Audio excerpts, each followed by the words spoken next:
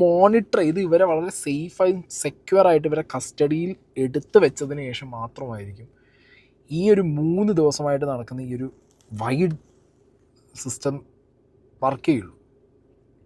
ഒരിക്കലും ഇയാൾക്ക് ഇതേപോലെ പോയി ഒരു തോക്കെടുത്ത് കൊണ്ടുവന്ന് ഇത് ചെയ്യാനുള്ള ഒരു സംഗതി ഇതെങ്ങനെ, അപ്പോൾ ഇത് ഒരു മേജർ മിസ്റ്റേക്ക് ഈ IT ടീമിൻ്റെ ഭാഗത്ത് നിന്ന് നടന്നില്ല, ഈ ഉദ്യോഗസ്ഥരുടെ ഭാഗത്ത് നിന്ന് നടന്നു എന്നുള്ളൊരു സംശയം.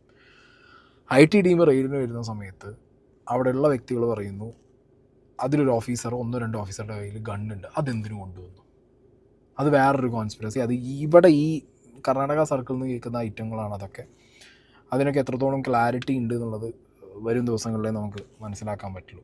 ഓക്കെ, ഇത് IT റെയ്ഡ് കറക്റ്റാണോ നടന്നത്, ഉദ്യോഗസ്ഥർ കറക്റ്റ് അവരുടെ പ്രോട്ടോക്കോൾ പാലിച്ചിരുന്നോ എന്നുള്ള ചോദ്യം ആണ് ഫസ്റ്റ് നമ്മൾ ചോദിക്കേണ്ടത്.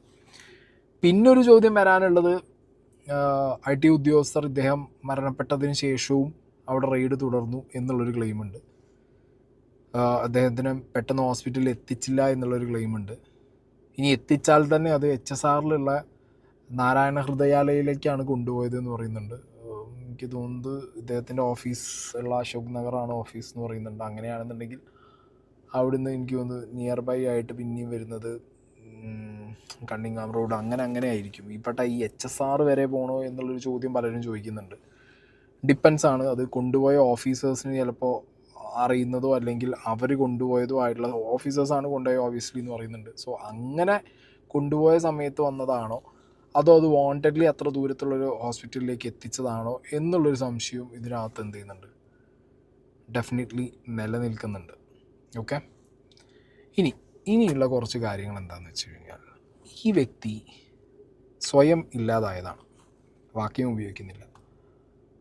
അപ്പോൾ ഒരാളങ്ങനെ ഇല്ലാതാവുന്ന ഒരു സമയത്ത് മോസ്റ്റ് പ്രോബബ്ലി നമ്മൾ കണ്ടതും കേട്ടതുമായിട്ടുള്ള ആസ്പെക്റ്റുകൾ എന്തൊക്കെയാണ്? അങ്ങനെ ഇല്ലാതാവുന്ന, അങ്ങനെ ഒരു ആയുധം ഉപയോഗിച്ച് ഇല്ലാതാവുന്ന ഒരു വ്യക്തി എപ്പോഴും ഇങ്ങനെയാണ് ചെയ്യാറ്. പക്ഷെ ഇവിടെ ഈ നെഞ്ചിലാണ് ചെയ്തിട്ടുള്ളത്.